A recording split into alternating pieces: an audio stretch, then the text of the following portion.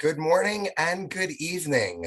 Thank you for joining us today for Travel Abroad Virtually with LIBOR. My name is Evan Smith. I am the Global Staff Liaison for the Long Island Board of Realtors. And today we have the pleasure of having leadership from the Chinese Association of Real Estate Brokers, CAREB, as well as leadership from the Long Island Board of Realtors together for a two-way informational webinar. In this unique webinar, both LIBOR and CAREB will be sharing information about each other's market. I would like to thank 2023 CAREB President, Mr. Chang, and CAREB Honorary President, Mr. Lee, as well as 2023 LIBOR President Gina Marie Bettenhauser and LIBOR CEO Tessa Holtz for their participation in today's webinar. I would also like to give an extra special thanks to everyone from CAREB and LIBOR who assisted with this webinar. Before we start, a few housekeeping guidelines. Throughout the session, you will be muted. The speakers will not be looking at the chat. However, Evan Smith will be monitoring the chat. Should you have any questions, please type them in or use the Q&A to be addressed later on. To begin, I'd like to welcome CAREB.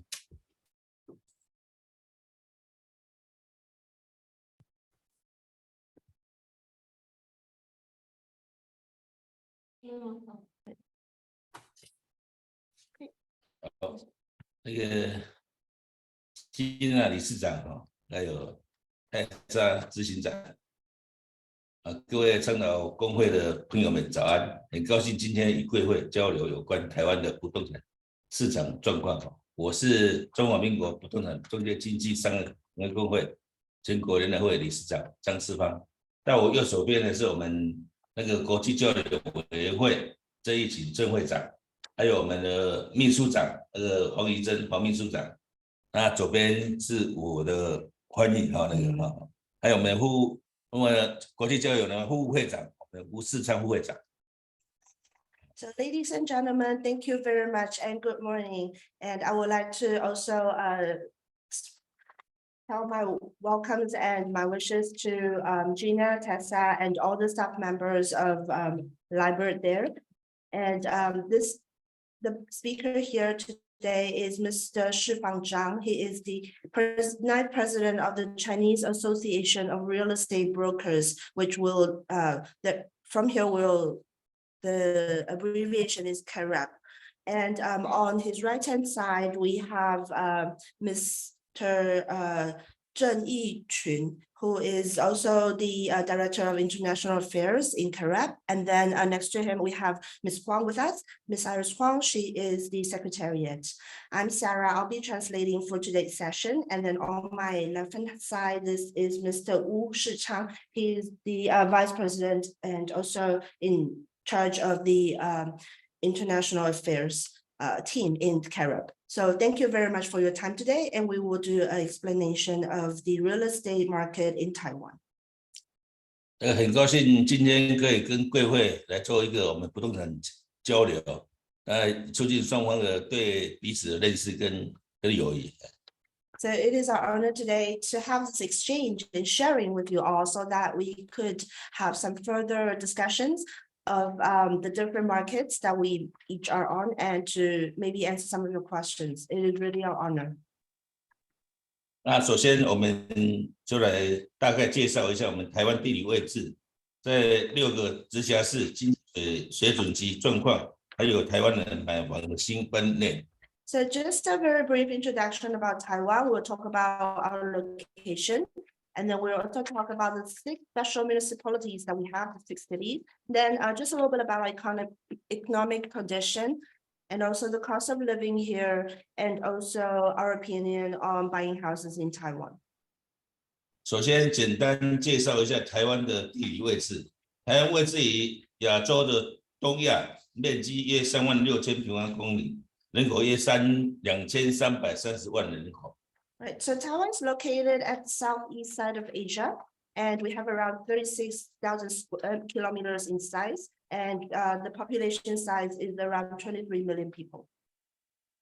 接下来介绍台湾的6个直辖市，由北到南分别是台北市、新北市、桃园市、台中市、台南市、高雄市。台湾超过70%的房屋买卖交易集中于这个6个城市，这6个城市也观察台湾市场、房屋市场、房价趋势的指标。So the 6 special municipalities in Taiwan, from the north to the south, it's Taipei City, New Taipei City, Taoyuan City, Taichung City, Tainan City, and Kaohsiung City. So over 70% of the housing transactions are within these 6 cities. So in a way, we can consider them as an indicator of housing market, as well as a trend of buying real estate in Taiwan. 再来是台湾的经济状况，根据国际货币基金组织调查，台湾2022年 GDP 成长率达到 2.5%， 预估今年 GDP 成长率为 2.1%。2022年台湾的 GPI 则来到 2.7%， 主要是受到食物类通膨的影响，特别是蛋类就涨了 30.45%。国际农工原料价格飙高，连带影响国内食用油、饲养成本，猪肉连涨 6.4%， 水果受天候的影响涨约 10%， 今年则预估大约会落在 2.2 左右。通膨方面，台湾在2021年通膨率为 2.9%， 2022年降到 1.9%， 与全国的 7% 相比，台湾物价飙涨压力明显低于全球，今年通膨率则估计在降为 1.7%。So about Taiwan's economic situation, so according to IMF survey, Taiwan's GDP growth rate was 2.5% in 2022, and it is estimated that this year's GDP growth rate will be around 2.1%. And in 2022, the CPI has reached 2.7, and that's mainly due to the impact of food inflation, especially in eggs, which went up like 30.45%. And the price of international agricultural industrial raw materials has also soared. So this also impacted on our domestic cooking oil and feeding costs. And pork also went up by 6.4% annually. Fruits are mainly affected by the weather here. So the increase is about 10%. So this year it is estimated that our CPI will fall at about 2.2. And in terms of inflation, Taiwan's inflation rate in 2021 was 2.9%. And it dropped to 1.9 in 2022. And compared to the global rate of 7%, the price surge in Taiwan is, would say, relatively much lower than the global rate. This year's inflation rate is estimated to be around 1.7%. 2022年疫情加上俄乌战争，全球物价大幅飙涨，在全球172个主要城市中，台湾3大都市的生活费属于中段班。根据经纪人协智库最新公布2022年全球生活成本调查指数显示，新加坡、纽约并列今年生活成本最高的城市。至于台湾，入榜有3个城市，台北64名，台中与高雄并列90名。So due to the pandemic and also the Russia-Ukraine war, global prices have soared tremendously. And among the 172 major cities around the world, the cost of living in the 3 major cities in Taiwan is somewhere in the middle. According to the 2022 Global Cost of Living Survey released by the Economist Intelligence Unit, the EIU, Singapore and New York have tied as the highest cost of living cities this year. And for the 3 cities in Taiwan that was on the list, Taipei ranks around 64, and Taichung and Kaohsiung was 90. 根据台湾行政院主计处统计，2021年台湾每月平均消费额为新台币23513块，在6都中以台北市32305元最高，台中排名第2，再来是桃园、高雄、新北、台南市。在6支直辖市外，新竹县及新竹市每月平均消费分别为27344元跟27149元，在全台排行第2、第3。其原因是新竹县设有新竹科学园区，为台湾最大的科学园区，类似我们美国矽谷。当地收入高，但生活支出也相对高。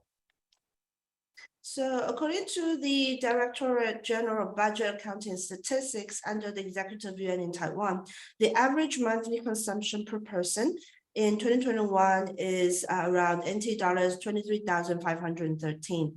And among the 6 municipalities, Taipei City is the highest, which comes to NT dollars of 32,305. And Taichung City ranks second, followed by Taoyuan, Kaohsiung, Taipei City, and Tainan.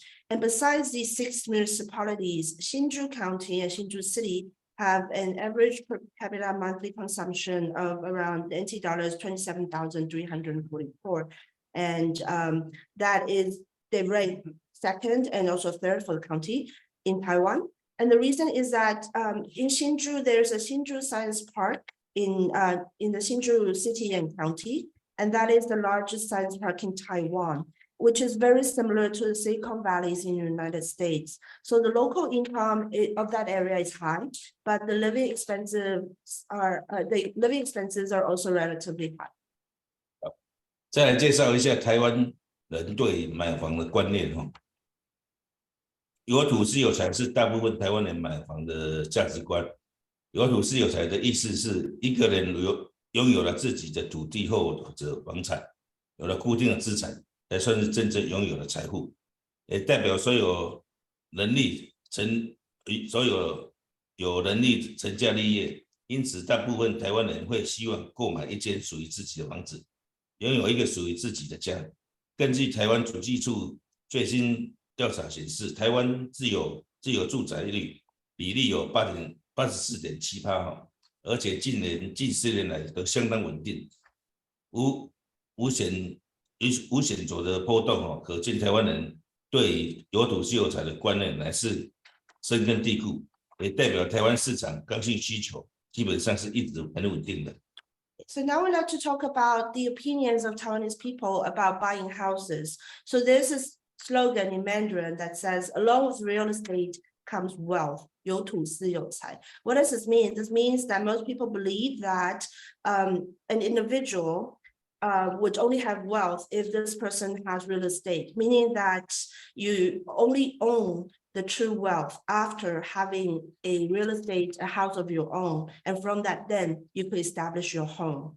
So most Taiwanese people kept this slogan, this I'd say a cultural belief in mind. So Taiwanese people believe that it is they'll be very keen on buying a house of their own and to have their own home starting from them. So according to the latest survey by the Directorate General of Budget Accounting Statistics, the ratio of self-owned houses in Taiwan is 84.7%.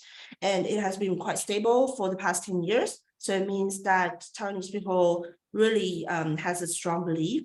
And it also means that the real estate housing demand in Taiwan is actually a rigid demand. 再来介绍2022年台湾的房市状况。So we talk about the 2022 Taiwan's housing market. 2022年在台湾房地产市场可说是诡谲多变的一年，上半年的景气买气大好，一片看好，下半年却急转直下，由红翻黑，买卖双方及业者都突如其来的变化措手不及。而2022年全台房屋买卖移转栋数登记数为318101栋，相较2021年的348194栋，衰退8.64%。2021年为台湾近10年来房屋交易量最为高峰，2022年交易数量衰退，除大环境的影响，也反映出房价已经见高后进入盘整期，盘整修正。So for 2022, it can be said to be a really treacherous and changeable year for the Taiwan real estate market. In the first half of the year, there was a lot of boom and buying momentum going on. It was really optimistic. But then in the second half of the year, it just turned, tremendously from red to black. And then both the buyers and sellers in this industry were really shocked and caught off guard by these sudden changes. And from statistics, you can see that in 2022, the number of registered housing sales and transfers was 318,000. And then there was a decrease of around 8.64% when it came to 348,000 in 2021. So we can say that in 2021, it was actually, it has actually peaked in the housing transactions. And then starting from 2022, we can see that it has actually come to a post-peak correctional period in the real estate market. 再来是2022年6都的买卖移转栋数，除台中市维持小幅正成长 1.48万，其余5都皆衰退，尤其以高雄市衰退 17.3%， 及台南市衰退 13.7% 最多。再来是新北市衰退 11.9%， 台北市衰退 7.4%， 桃园衰退 6.2%。台中市是因近年重大建设及捷运完工，捷运沿线及蛋白区房市持续走强，是唯一不受景气影响而持平的一都。台南市及高雄市在2021年因台积电计划在当地设厂带动周边房市买气，及房价急速上涨，去年及今年预计进入盘整期，中场休息阶段，因此交易量下降。Right, so now let's take a look at the number of housing transactions in these 6 special municipalities in 2022. So besides Taiwan, that actually has a small growth of 1.4%, the other 5 cities have decreased, especially like in Kaohsiung, there's a 17.3 decrease, Tainan's 30.7, and then New Taipei City 1.9, Taipei City was 7.4, and Taoyuan 6.2%.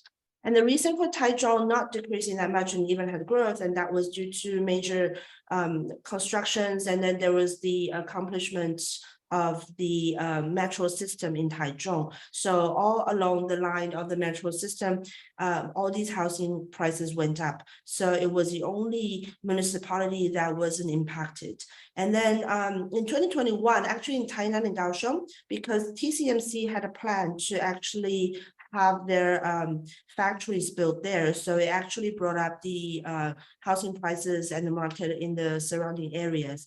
But then because it went up high in 2021, so starting from 2022 and then this year, we see that it has gone into a correctional period where it kind of just exhausted a bit and the transaction volume has reduced. 那再来有关房价的部分先跟大家分享台湾房屋常用的面积为平，源自于日本传统的计量虽然台湾政府官方文件都采用平方公尺作为法定单位，不过因为早期受日本殖民的统治的关系，台湾民间至今还是习惯以平来计算建筑的面积，1平为 3.3 平方公尺。2022年台湾房价平均涨幅为 13.15%， 其中涨幅最高为高雄，因为台积电计划在当地设厂，带动周边房市的买气及房价急速的上涨。再来则是桃园，因为近年的桃园航空城计划及交通建设，也因为台北市及新北市高房价、高人口密度等状况，让年轻人向外移居至邻近的桃园市寻求宜居生活。We would like to explain a little bit about how the housing prices are being set here. The unit that we use to calculate the area size is called ping, and this has actually come from the Japanese era when they ruled in Taiwan. So although in Taiwan, most of the official documents, we still use square meters as a way to calculate, but among the general public and the resident citizens, usually we would say how many pings this house has, and 1 ping is equivalent to about 3.3 square meters, right? So in 2022, our house the Taiwan's housing prices increased by an average of 13.15%. And we have the highest increase in Kaohsiung City, and that is because TCMC has said that they will build a factory there, and that has brought up the price increase. And then for Taoyuan City also, there was a huge increase, and that is because recent years there's been an aerotropolis project in Taiwan, where we have our airport there and then all the surrounding areas. And also because it's close to Taipei and New Taipei City, so many people, if they found it too expensive or with the population density too high in these two major cities, then they would, especially young people, they'll consider about living in a satellite city like Taoyuan City. That is why the price was quite high. 好的，那相较于去年房屋交易量明显衰退，全台不动产经纪业加速及经纪人员却逆势成长。全台湾2022年房仲家数达到7131家，增加407家，成长率为 6.1%， 其中成长最多的县市为台南市 9.9%。推测不动产经纪业加速大幅增加，主要有3个原因：第一，各大品牌都在抢占市场率，在积极扩展下，会加速与从业人员。第二，现在不少房产经纪人年轻化，工作一阵子都会想出来创业，同时也有其他产业界的人对于房地产有兴趣，也会把它当成是副业经营，两者都在推升加速的数量。以不动产经纪人员数量，即第三，通常店家解散歇业少的等1年以上才能拿回营业保证金。因此，尽管市场低迷，有部分店家想撤退，但也需等一段时间才能拿到营业保证金，拿回来后才能反映在数据上。So for those of you who are interested in the number of real estate agencies in Taiwan, well, actually, although we can see that the housing transaction volume decreased last year, but actually we had more agencies opening up and then more salespersons being registered. So right now, well, actually up to 2022, we have around 7,100 of these real estate agencies, and that is a growth rate of 6.1%. And mainly due to 3 reasons. First is that most of the big brands are trying to gain more market share. So they're trying to push for more branch stores to open. Second is that among many of these salespersons, you find them quite young, and usually they will want to have their own business after a while, or some of them would still be working, but they do real estate agency as a side occupation. And thirdly, because in Taiwan, if you're going to dismiss or to close off a store, you need to wait for a year until you can get your security for business back. So that is why data-wise, we still see many of these agencies going on in the market. 在介绍商用不动产的部分呢，去年商用不动产市场交易金额下降 25%， 交易金额为1325亿，而住宅市场一样，商用不动产也是上半年大好，下半年激动，由热转冷。Right, and then for the commercial real estate market, for last year, the transaction value of the market has decreased by 25%. The transaction amount is around 132.5 billion NT dollars. And it's quite similar with the residential market. The commercial real estate has been doing great in the first half of the year, and then quickly froze to at the second half of the year. 好，在各类商用不动产的交易中，办公室买气异军突起，占整体的 35%， 成交金额为469亿，规模较去年翻倍，更成为各类商用不动产之中唯一正成长的类别。再来则是厂房301亿元。So among all the different kinds of commercial real estate transactions, we have found that the office buying has just sprung up. It's around 35% of the total. So the transaction amount reached around 46.9 billion NT dollars, which has doubled compared with the previous year.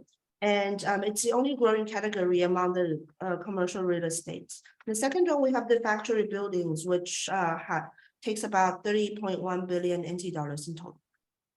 依据截至12月15号的统计，新商用不动产交易在有1175亿，其中台北市重回交易乐区宝座，交易金额高达537亿元，另台中市及桃园市也有196亿。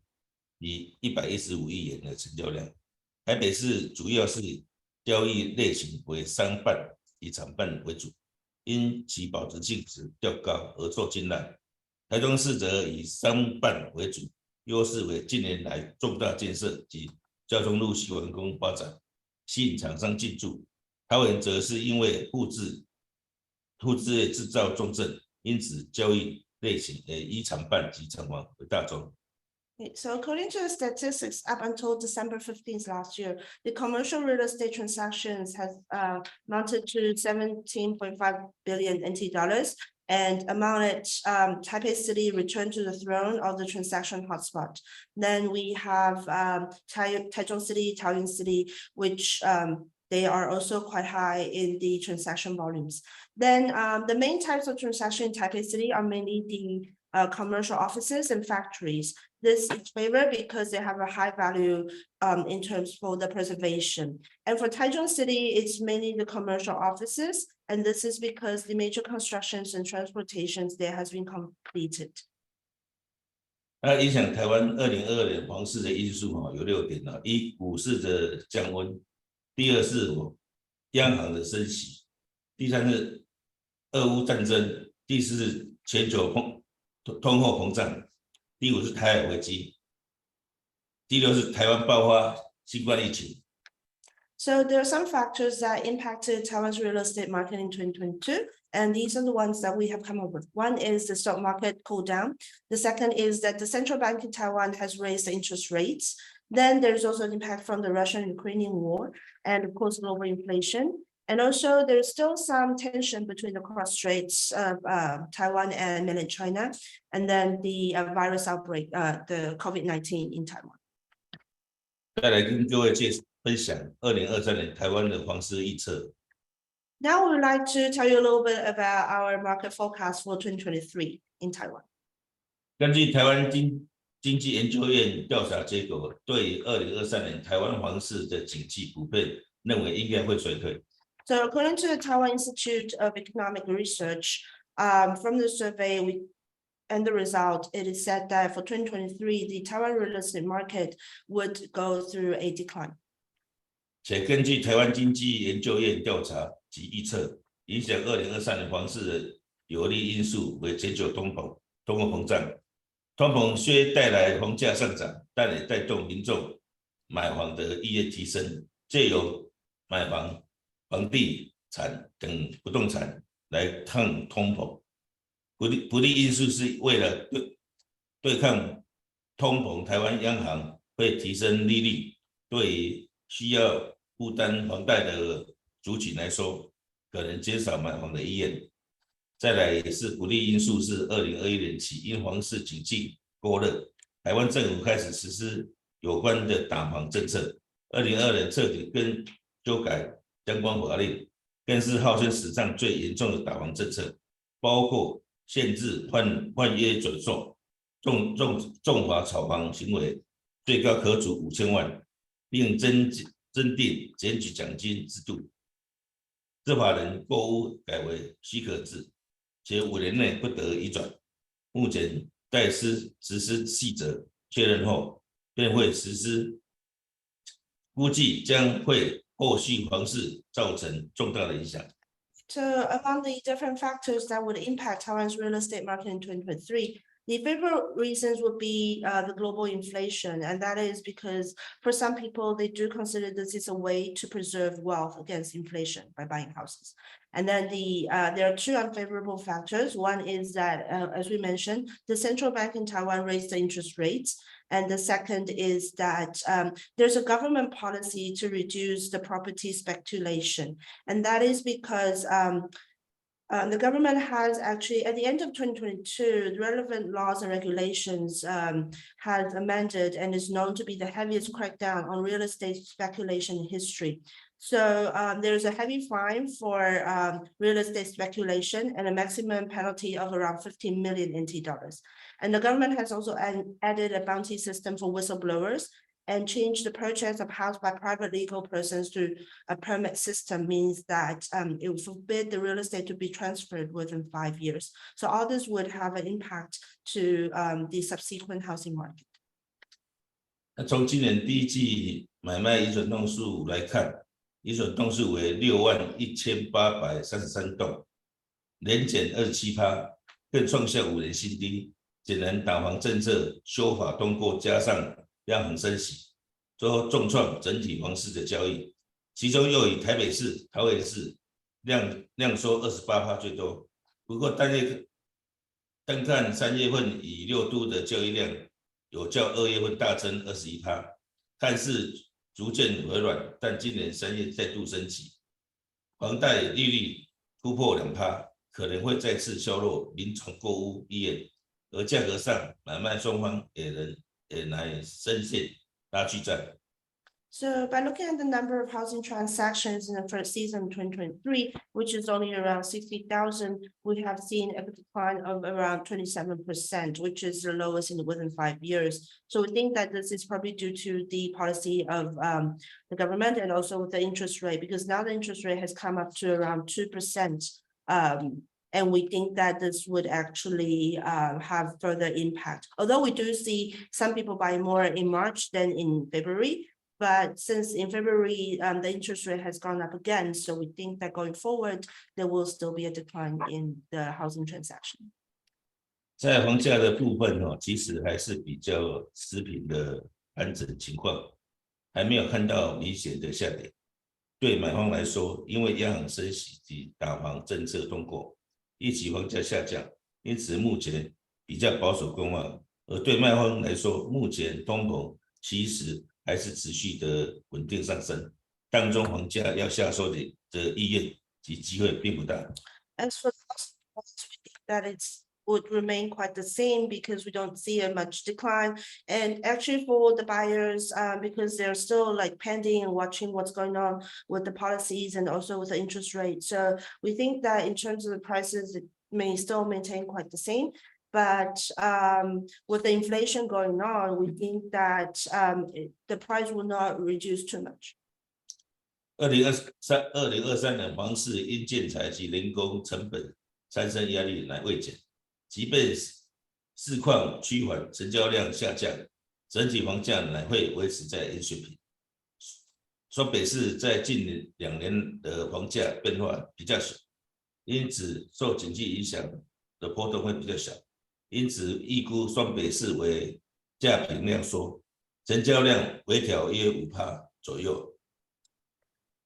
桃园市持续因为新兴重划区的完工交屋。移转登记栋数将持续增加约5%至8%，房价受到区域公共建设的发展支撑，价平量增。台中市气势旺盛，是唯一不受景气影响而持平的一度。结业效应在2023年持续发酵，沿线房市走强，价量乃有小涨空间。台南市及高雄市在2023年进入盘整期。台积电社长计划有所变动，但不影响高雄市对科技廊带的规划及发展。后续需求乃为看好，房价也直逼桃园市及台中市。So for Taipei City and New Taipei City, we think that in terms of the prices and volume, there won't be much changes. It will be around 5 to 8% for them. And for the prices, because of public constructions and development projects, we think that the price will be maintained the same and with better volume in the future. And for Taichung City, we keep on saying that it's the only city that is not impacted by the market because of the metro system being there and also because of constructions. So we think that there's still room for increase. Then for Tainan, Kaohsiung City, we think that it has gone into a correction period. So we will have to wait a bit, but still, because Kaohsiung City government is bringing up a lot of technology hallways and the plans and projects, so we think that the price may go up and it would actually be comparable to Taoyuan City and Taichung City. 再来介绍一下台湾的人脉制度。Okay, so now I'd like to talk about the MLS system in Taiwan, which is the multiple listing service. 何谓人脉？基本上，台湾的不动产中介交易是以公司或品牌为主体，不同于美国是由经纪人、个人为主。因此，在台湾人脉制度是指房仲加盟体系的联合服务，或是跨品牌合作。同区域的交易物件可以在彼此分店交流。简单来说，卖方委托一家加盟店，其他加盟店或是合作的其他品牌都也可以一起帮忙卖，也可以将卖屋的讯息刊登在网站的连卖网，增加成交机会。而中介买卖服务费不会受到是否连卖的影响，中介买卖服务费只要付给负责完成交易的房仲人即可。一个案件只要会有一个人来负责。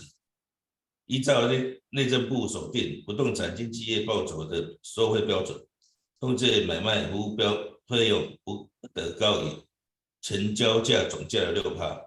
现在房仲市场普遍以买方付1%至2%，卖方付3%至4%的规则收费。So for this MLS system, that is basically because in Taiwan, the real estate transactions or these trades is mainly based on a company, the broker or the brand, and not individuals like what you might have in the US. So to put it simply, when the seller, this owner entrusts a franchisee store, other franchise stores or other brands which are collaborating can also help sell the house.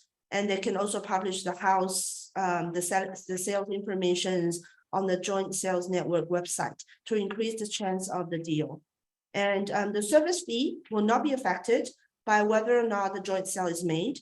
The service fee is only paid to the real estate agent responsible for completing the transaction, and only one person will be responsible for a case, for a project.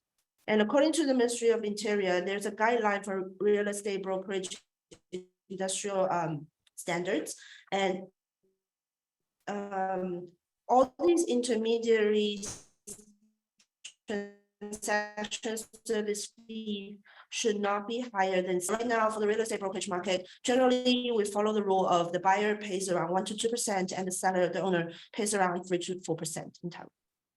当景气好时，房地产市场竞争激烈，造成同业间销价竞争，也导致服务品质下降，利润减少。但买家最关心的无非是物件选择要多，而且怕买贵。卖家则是希望物件曝光管道多，以吸引买家，但又生怕卖得太便宜，因此连卖便成为房仲服务业的基本门槛。So the reason why we have MLS system in Taiwan is because when the market is quite good, we can see that many of these brands or different brokers are coming to snatch the different possibilities. So they will go into a price war. And because of that, we think that all the quality will go down for the service quality, and that there will be a decrease in the profit as well. And for the buyers, what they care mostly is they want to have as many options to choose from, and they're worried that they may have paid more than they should be.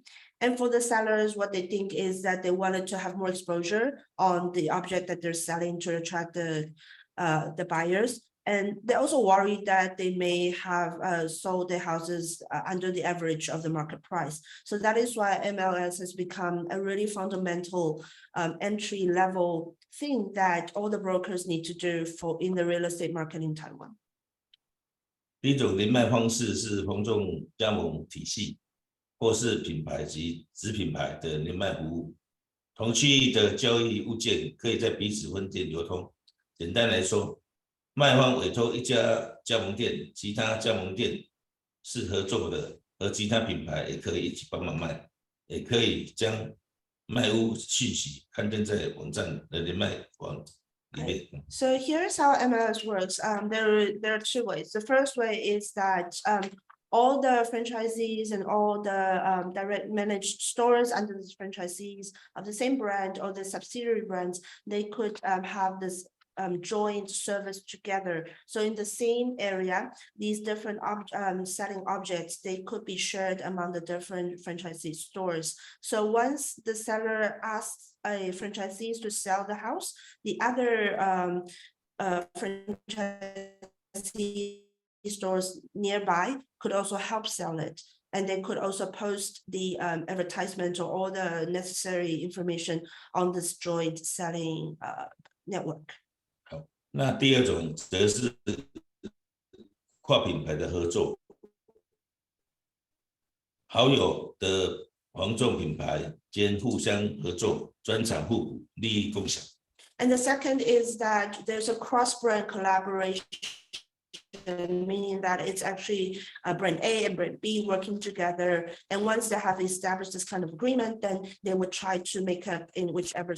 连麦的好处可以增加卖家物件的曝光度，以及提升买方更多的选择，而增加成交的机会，也是让品牌及品牌间或是品牌底下的各加盟店从竞争变成合作，扩大市场，创造更大的收益。而连麦的缺点基本上就是当初开发的案源可能最终有被成交拿走。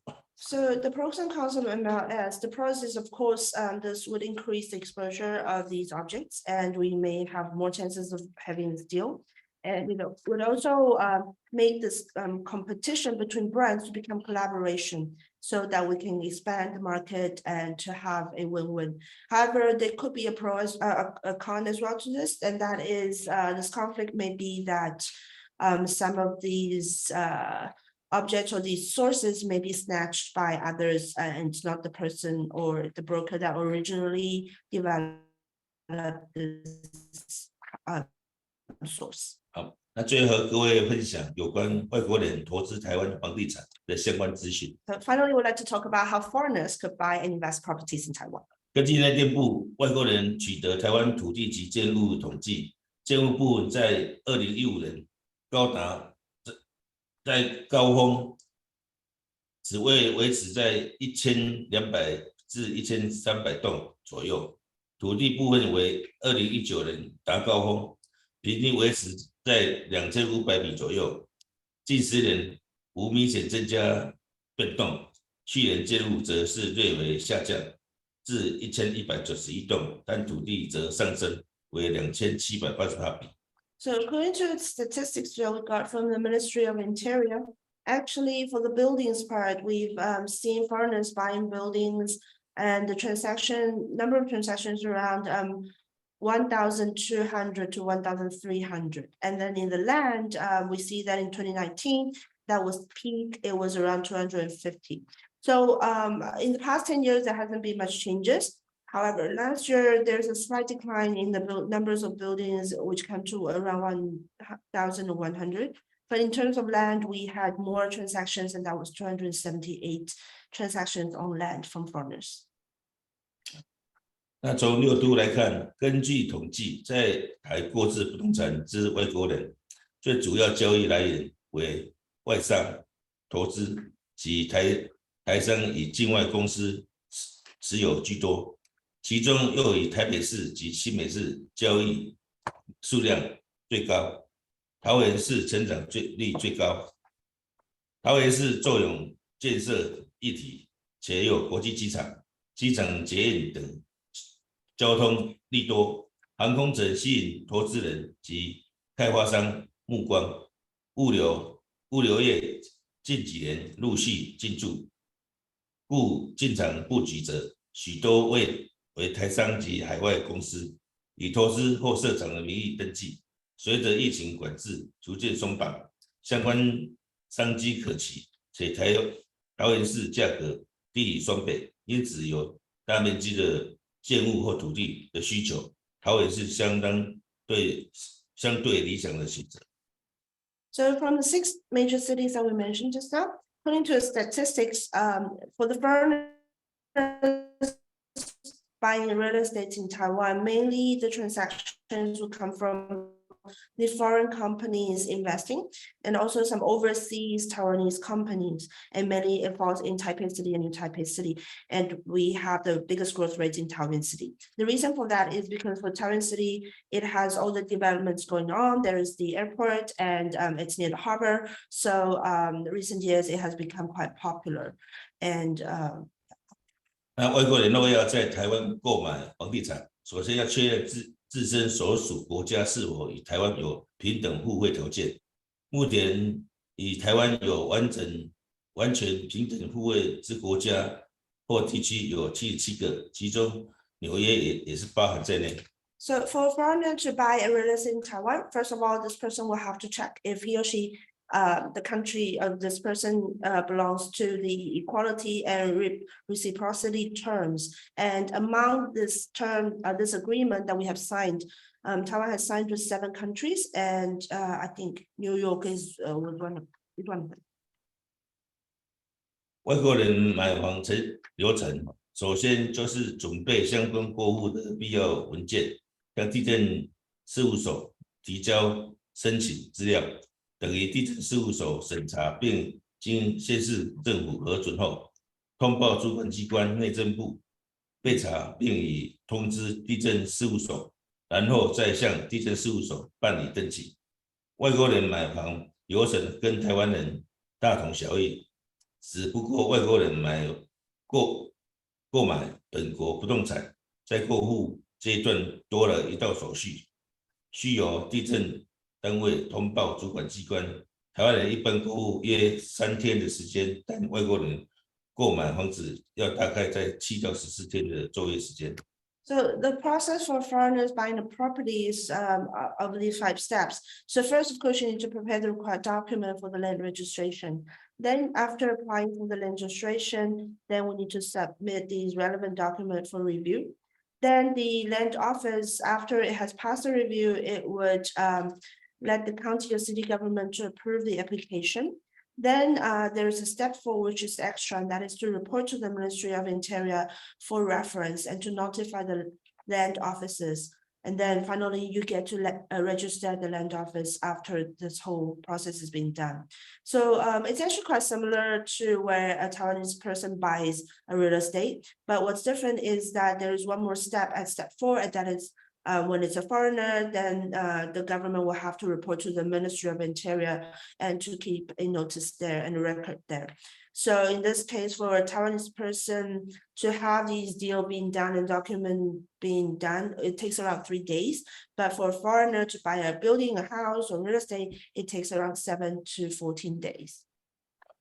另外有关于贷款的部分，外国人在台贷款，除护照外，还需要有长期居留证和工作资历来当作贷款评估的依据，而条件就是必须找一位有工作收入且信用良好的本国人或台湾人当作保证人。以台湾银行为例，未取得我国外侨居留证的之外国人、自然人含华侨，乃未在我国设立登记取得证照之外国法人都可借贷，但还是还款期限为7年。其次，外国人在国内的薪资收入证明或资产证明，成为银行审核房贷的最关键因素。若没有资产，也没有薪资证明，银行多半不愿意贷款；若有薪资，银行贷款愿意较高。且如果外国人买房子，配偶是台湾人，通常会登记在台湾配偶名下，只有减负财力证明，这样就可以省了很多手续不便的地方。So for a foreigner, if you need to have mortgages in Taiwan, the requirement would be that you need to show your passport. And then if possible, if you can have the ARC, and then the working experience and income proof. And then you also need the Taiwanese guarantor who has worked, has income, stable income and good credit to guarantee for you. And take the Bank of Taiwan, for example. So if it was a foreigner that does not have ARC or is not a resident in Taiwan, then in order to get a mortgage, yes, it's possible, but he or she will have to pay back within 7 years. The term will be just for 7 years. And then, so in this case, we see that many foreigners, if they wanted to buy a real estate in Taiwan, they will have to show their proof of their income and also their assets of wealth to see. Usually this would help the bank to process faster. So we also see that for foreigners, when they buy a house, if the spouse is Taiwanese, usually they will register under this Taiwanese spouse because this will be much faster. 2021年，因为房地产市场过热，为抑制炒房，台湾政府在2021年调高房地合一税，修法后延长个人短期交易房地产适用高税率之持有时间，因此如果在短时间内买卖房地产获利，需要付出较高的税额。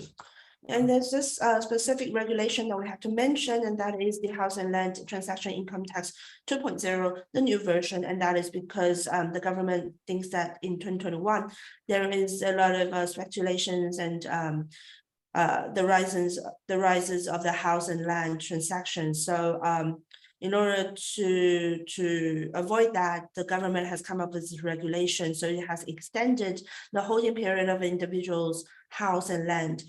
So if a person buys and sells a house within a short period of time, then this person will be charged for a higher tax. 房地合一税 2.0 并不是以外国人或本国人区分，而是以居住在台湾做区分，并同时适用于个人及法人。修法后期高税率期间由最低1年延长为2年，不过的是法人持有要超过5年，税率就是 20%。 And for this tax, it does not differ whether you're a domestic person or international or you're a foreigner.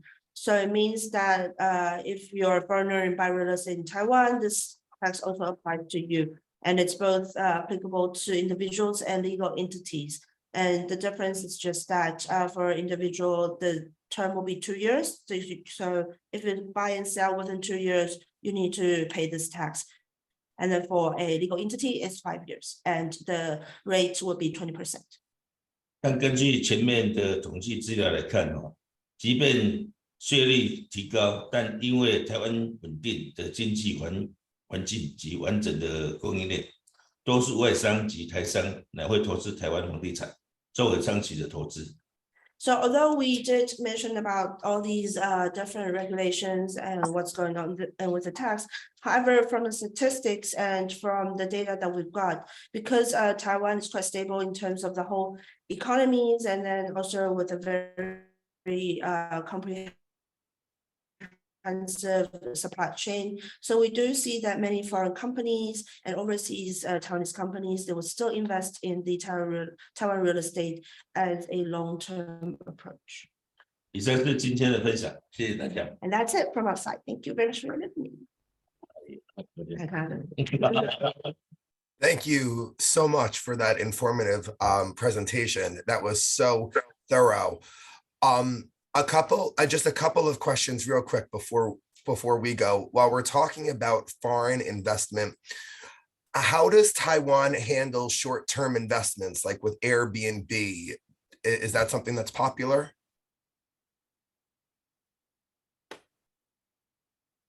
Airbnb 啊，这种就是快速，有点像是投资客的这种处理，比如说快进快出的这种，大家的台湾的情况怎么样？像是这种。也是民宿的，对民宿的这种，我们其实经纪业很少去做的，大概都不理解他们自己。你们这边比较少。因为台湾法律限制一般住宅是不可以做 Airbnb 的。Because我们现在是开着 ，okay. So because of the regulation in Taiwan for normal residents, it cannot be run or operated like a hotel or hostel. So in this case, we don't have much of the cases or the transactions doing the Airbnb or hotel business. Interesting. And one final question, real quick, from a foreign investment standpoint, where are most investments happening? Are they happening close to the water? Are they in resorts? Are they in the city?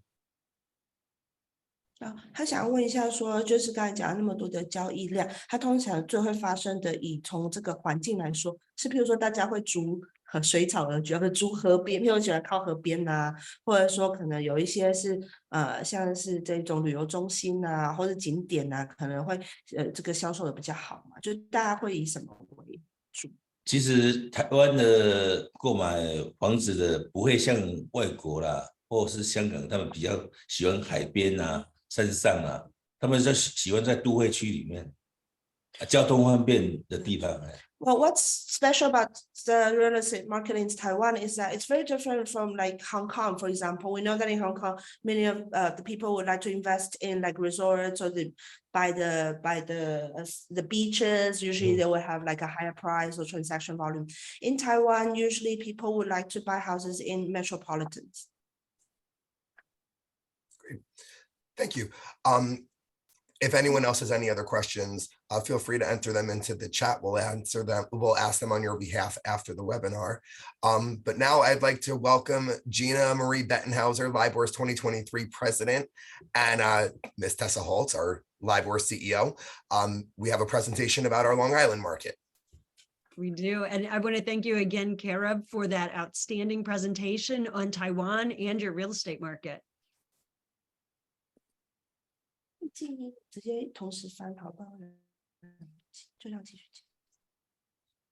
My name is Tessa Holtz. I am the CEO for the Long Island Board of Realtors. So I am paid staff, and I'll be presenting today with Gina Bettenhauser, our elected president.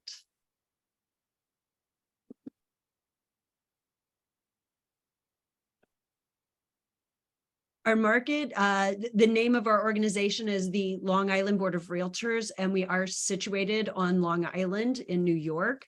Long Island consists of 2 large counties, Nassau and Suffolk, and then we've got 2 smaller counties, well, 3, I guess, Queens, Bronx, and Brooklyn.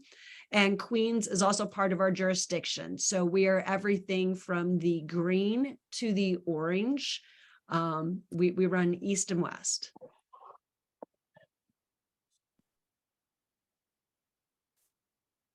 Evan, do we expect any translation? I believe she's translating, but they're muted. I'm translating at the same time, so don't worry, you can continue with your English. No, Okay, wonderful. presentation. I don't want to go too fast. Thank you so much. So This will help save time, so don't worry. So again, we cover 3 counties, Queens, Nassau, and Suffolk.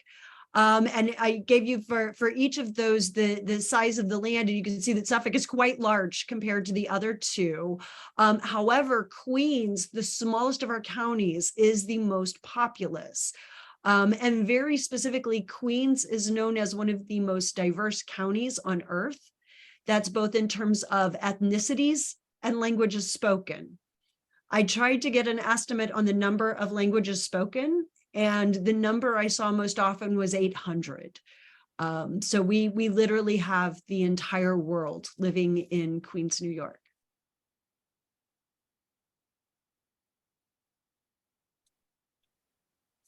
So Long Island is long. It's 118 miles long, but only 23 miles wide at its thickest point. We do have over 1,600 miles of shoreline, and Long Island is probably best known for our beaches and the lighthouses that sometimes go with them. We also have the Long Island Railroad that connects the Hamptons to the east all the way to New York City. It is one of the busiest commuter rails in the US and one of the longest running commuter rails.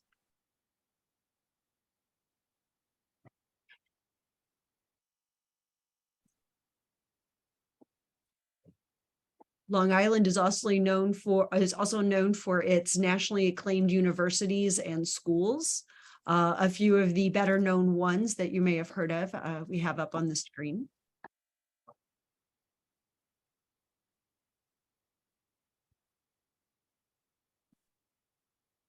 And for our association, we are a local association. So in America, we have the National Association, and then each of those states. So there's 50 states and territories. And then there's also the local. So we comprise usually a metro market. Our association is the 4th largest of the metro markets in the US. We have 30,000 members. I believe you said you have around 7,000. We have 31 directors on our board of directors and employ 68 staff. Because Long Island is so long, we have 4 locations to serve our members.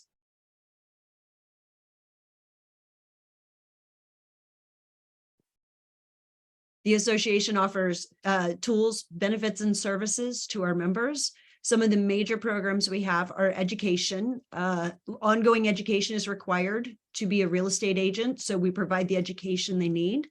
Legal updates, as you shared, laws and regulations change often, so keeping our members up to date on new laws and changes in laws.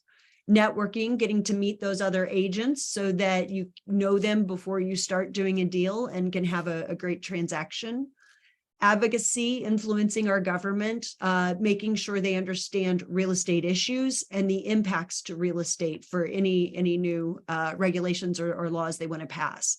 And then obviously promoting international real estate. Like you, we have foreign buyers who would like to come to our market. So we want to help promote that and help them know that we are a great place to buy. As our slide opened up, we believe opportunity lives here in Long Island. We are global partners. To date, we have partnered with over 30 organizations across 21 countries. We won an award last year for Outstanding Association of the Year, Ambassador Association. And in our partnership, we include our partners on regular news and information about our market and real estate in the US. We give them access to our education sessions, just like they were a member of LIBOR. Long Island real estate data. NAR does a lot of interesting research reports and they tend to be national. And so we share that. It helps give a good picture of real estate in the US. We host visiting delegations. If you ever decide to visit New York, please let us know. We would love to host you. And then also conducting our own trade missions abroad. For our market, this combines commercial and residential. As you said, you cooled off a little in 2022 from 2021. We saw that as well. The total number of transactions dropped by about 6,500, and the total market volume dropped by about 3 billion. Nonetheless, last year we did do about 31.7 billion in our market with about 42,500 closings between commercial and residential. Our data, what's available right now, this is residential. Right now we have about 4,200 properties available to purchase. I'm sorry, residential. And then we have, looks like about another 5,000 in commercial. We had about 2,200 closed sales for the month of March. And you can see our median and average price. And right now we have about 3,700 properties that have contracts, but have not yet closed. And that's what we call pending listings. And now I'm going to hand it over to our president, Gina Bettenhauser, to tell you a little bit about the licensee side of real estate. Good evening, and thank you again for being here with us today. I'm going to share with you a little bit of what it is to be a real estate professional on Long Island. So New York State has, Evan, did you jump one by any chance? There we go. Okay, thank you. New York State has requirements to be a licensed real estate salesperson. We have 3 different licensee statures in New York State. You're a salesperson, you can be a broker, and you can also be an associate broker. An associate broker is someone who is not the broker of the office, but has similar license. In order to be a real estate salesperson in New York State, you have to be at least 18 years old at the time you apply. You must have a New York State photos driver's license or a non-driver ID card, some sort of identification. You must successfully complete a Department of State approved 77-hour qualifying course. There are multiple courses including in that. We have fair housing, we have implicit bias, we have multiple other courses that could be considered electives that the practitioner could take in order to meet that qualifying course. We have, you must have a New York State licensed real estate broker sponsoring you in order to start to practice as a real estate agent in New York State, and you must also pass the New York State real estate salesperson exam. It's also a school exam as well. So there are 2 tests that you must pass. In order to become a licensed broker in New York State, you must be at least 20 years old. You must have at least 2 years experience as a licensed salesperson or 3 years experience in the general real estate field or a combination of both. You must meet the minimum points required for experience. You must have experience in buying and selling your own property or managing property by your employer. Must successfully complete a 75-hour broker course, pass a qualifying exam administered by the New York State Department of State, submit a completed application and submit the required fee to the Department of State. And prior to the filing of the application, all proposed business names must be submitted in writing to the Division of Licensing Services. And upon approval of the name you wish to use, you must then file the appropriate documentation with either the respective county clerk's office or the New York State Department of State Division of Corporations. So if you practice in Nassau, you can file that in Nassau County Clerk's Office or Suffolk County Clerk's Office or Queens County. So real estate's licensed and regulated, it's a licensed and regulated profession in the United States and in New York State. And licensees must follow local, state, and federal laws, including antitrust, which prohibits agreements between competitors, real estate agents and brokers that unreasonably restrain trade, including price fixing, group boycotts. We are not permitted to discuss commission rates amongst each other. That would be an antitrust violation. And we also cannot discuss referral rates. It could also be construed as an antitrust violation. And with respect to agency and advertising, you must present yourself and the property that you're representing truthfully and accurately.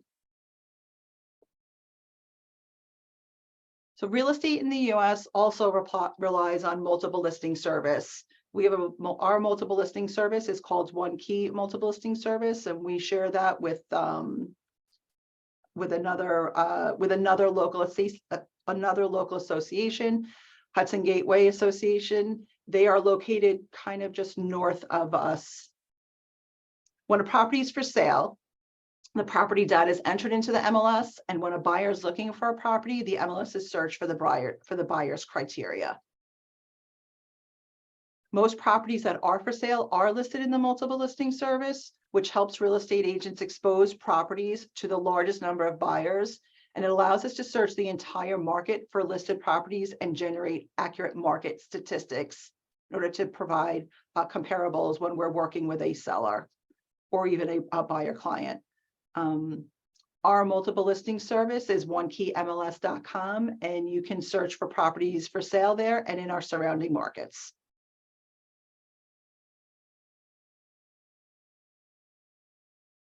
Sellers agents and buyers agents cooperate to help sellers and buyers meet all their obligations. How it works here is you would select a property for sale. If you're working with a buyer, you do a property viewing. If it was a property that the buyer was interested in, they send a purchase offer to the seller with their proof of funds, their mortgage documentation, or their banking documentation if they were looking at a cash transaction.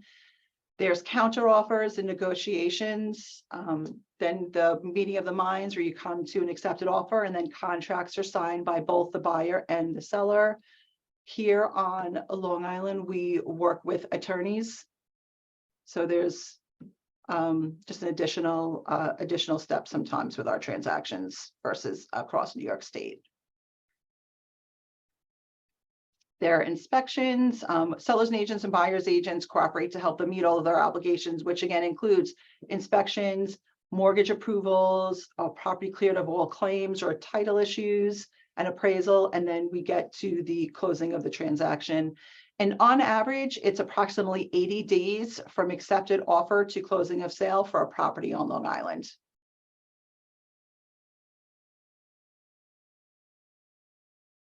So you want to buy a property on Long Island? Here's how you can search. As I explained earlier, onekeymls.com is our multiple listing where most of the properties are referenced. Also, realtor.com is another source. And the best way to connect with real estate agents on Long Island is through the CIEPS member directory or also through our One Key MLS listing broker agent, who is the listing broker for that property.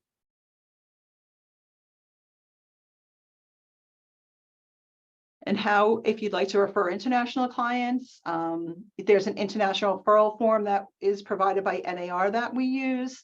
Referral fees are paid broker to broker, not by the agent or to the agent. And referral fees are negotiated between brokers. And again, there is no standard fee because that would be a violation of antitrust.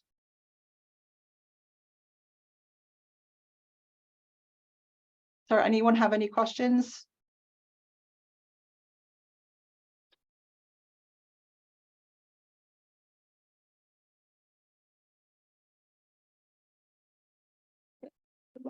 长岛应该是算纽约州的高级住宅区，应该算退休人士呢，他们一般的居住的环境。Okay, so we know that for Long Island, it seems to be a premium or let's say more luxurious kind of environment. That's how we know about Long Island. So we're wondering if the residents, are they the retirement people or are they just normal residents in Long Island?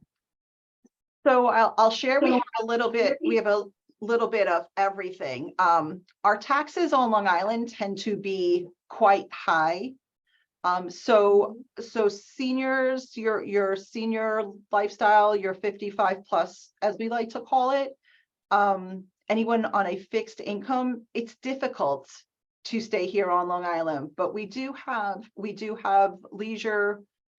We call them adult lifestyle communities throughout Long Island, where they tend to, I don't want to say less expensive, but some of them are more affordable. But affordability is one of the biggest issues that we are facing on Long Island right now. It is difficult for our young people to stay here, and it is also difficult for our retirees to stay here. And it's also difficult for everybody in between to stay here. So taxes are definitely they're in it. They're high, and it's causing a lot of people to leave Long Island. 长岛这边的税率的确比较高哦，所以就像您说的没错，他们如果要退休人士的话，他一定要有固定的收入。但他们有看到，就是说大概55岁以上的话，如果要在长岛这边居住的话，那他们可能就是要有固定的这个退休金啊什么的，不然的话会非常困难。但的确，他们觉得这个能不能负担这个长岛这边的房价跟他们的物价，其实是一个关键。所以他也发现说，这边的确年轻人会比较少，或者说如果你没有固定的收入的话，很有可能就被迫必须要离开这边，因为实在太贵。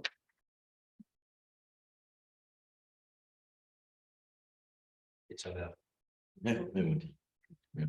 知道长岛他们有些什么工业，还是因为我知道大概都是做红酒的葡萄园比较多。We know that there are many vineyards there in Long Island. So besides the wine business, do you have other business or maybe some major industries that you have in Long Island? So we do, and I happen I live on the North Fork, which is where a lot of the vineyards are. So it is quite enjoyable. We do have some of the best vineyards in the country, but we have quite a bit of commercial. I'm also close to Calverton. We used to have a center there, a lot of commercial buildings. Your Melville in more central in Long Island, you have a lot of corporations that still do business here. I mean, quite a few have left again because of the tax structure. But we still do have a lot of large companies. I know I'm close to Zebra. Nikon, I know, is located in Melville. A lot of big companies are still doing business on Long Island. 就是长岛这边的确哦，就是红酒啊，他自己住的那边也是，就是庄园附近这些酒那边是真的是他们大宗。但他说其实还蛮多商业大楼的，因为还是有很多早年在美国投资，就是那种比较大型的企业，他们一直都还在长岛这边还是有经营，或者他们还是有他们的办公大楼在那里，所以这是蛮主要的。市场没有跟他们讲。请问长岛这边的治安状况如何？还有华人多不多？ We have two questions. One is, what about the security and safety in Long Island? Safety in terms of the crime rate and so on. And the second is, do you have many Chinese people there? Or Chinese speaking population? Asa, do you want to take that one? Sure. We don't have any local crime data because we haven't pulled it, but I can tell you that in New York, in general, crime has been reducing. As far as Chinese people, Chinese speaking, yes, absolutely. Yes. Getting a little reverb. We have the CARA, the Chinese Association of Real Estate Agents. Is that correct, Evan? Garia. Yeah, located in closer to the city, but participate with LIBOR. Then we also have ARIA, the Asian American Real Estate Association. So it's one of the more common languages in New York. New York requires state forms to be in the 9 most common languages. And so we know that Chinese is one of those as well. So yes. 对，首先关于犯罪率或者他们的治安，他说他们有数据啊，但是他说整体纽约现在都在下降，有越来越安全的趋势。然后再来就是讲到那个关于华人的部分，他说的确这边华人蛮多的。那他有举了几个，好像是亚洲房仲业的那个协会在那里 ，AREA 也在那边，然后另外一个是 CARA，好像也是都是比较大的，对，在长岛那边都有这样子。那他说以这个华人来说的话，他看到的数据是在9大语言里面，就是他们这边会用到的里面，那中文是其中一个，所以应该也是蛮大的一个人口数。谢谢。如果在长岛投资的话，现在是不是好时机？ And is this a good timing to invest in Long Island for the real estate now? Is now a good timing? We still have a pretty active market. It depends where on Long Island you want to be. I mean, we have, as Tessa said earlier, some of the best beachfront property. So you're always going to find people who want to invest in that. The proximity to New York City is also something that is engaging for a lot of people. You can be close to New York City and somewhat in an affordable lifestyle. So where we've seen drops in some of our markets, we've seen increases in others. It's usually your proximity to New York City, or your proximity to waterfront properties. 活跃的，也在这段期间，他说主要也是因为这跟时间无关，可能是跟时机或市场无关，是因为他们一直都有这些面向海滩的这种房屋的房型这种物件，其实是很讨喜的，所以随时都还是会有人进去看看这种，就是前面就是大海啊，就是海滩的这种物件。然后再来第二个就是长岛真的离纽约市很近嘛，所以对它这个地理位置上面，它可以算是闹中取静。有些人可能纽约市住不起，但是他可能长岛觉得还行，所以他就可能会选择这边，所以一直都还是都会有人去询问。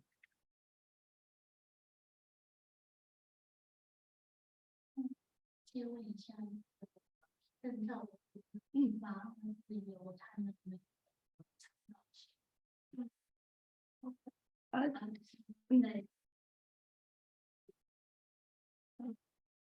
There's one question regarding the license that you mentioned just now. So does LIBOR issue those license, or you just help do the trainings? And then the second follow-up question is, with those licenses, you need to have one to be able to operate and to sell houses there, right? That's Yes, correct. so go ahead, Tessa. I was going to say, so the licenses are issued by a state agency. In New York, it's called Department of State. So the pre-testing and the test you take, it's administered through them. So they issue the license. We're just the association you join to help get the tools and benefits like education to help you stay in business and be successful in business. 他们说，如果以发照来说的话，还是州政府的一个单位去发照。那他们只是因为他们有所谓的这些跟州政府策略伙伴、策略合作的一些组织。那些组织的好处就是你可以办教育训练，因为为了要发照，你要上课。那这个是等于这个是有圈选几家，然后去做的这样子。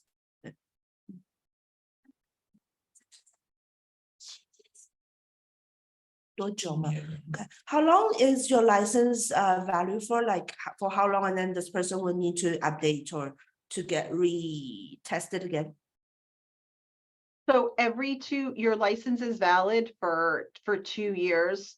And within that 2-year period, you must do 22.5 hours of continuing education. Where in New York State, we're now required to do fair housing courses, implicit bias courses, and a cultural competency. And then the other hours can be based on a series of electives. So everyone no matter what your license status is, if you're a broker, if you're an agent, it's the same amount of time. 所以不管你是个人还是你是有开公司营运的，你的这个证照都是2年。然后呢，对2年，然后2年之后呢，你就要再接受22.5小时的这个持续教育，就是后面的，然后这些课上完了之后，你才能再去考。那复训的部分，它是说有所谓的就是固定的必修跟选修。必修就是他们规定的那几门课，那还有一些是选修。那必修里面还有提到一个是除了那个防重相关，还有跟文化相关，也算必修。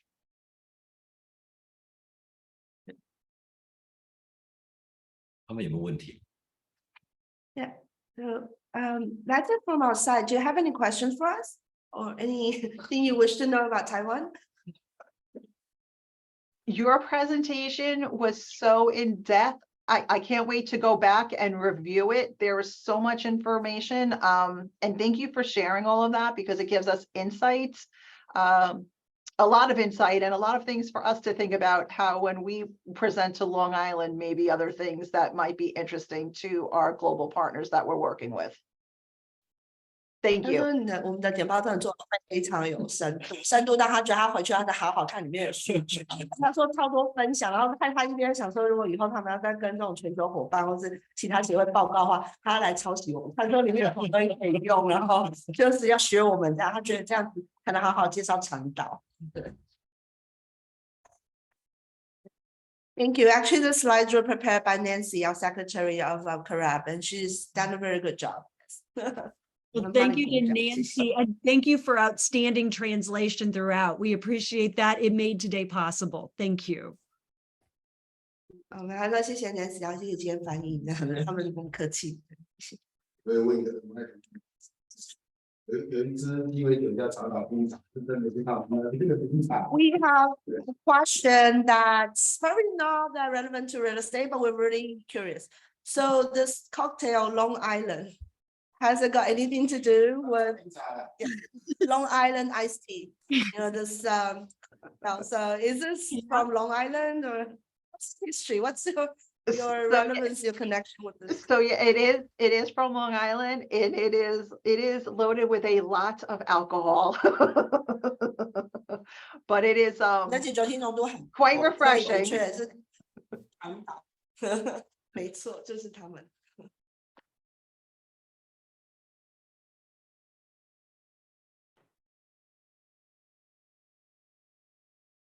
邀请他们来了。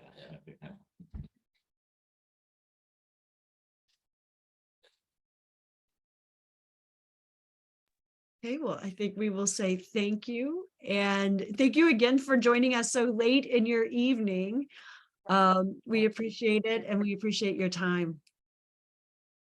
谢谢我们的时间，然后祝我们个愉快的夜晚。 OK， 好，那我们期待你们莅临台湾，来一起面对面的交流。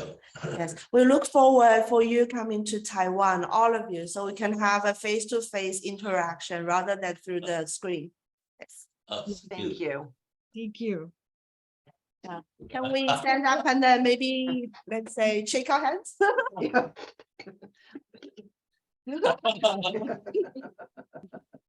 好好笑。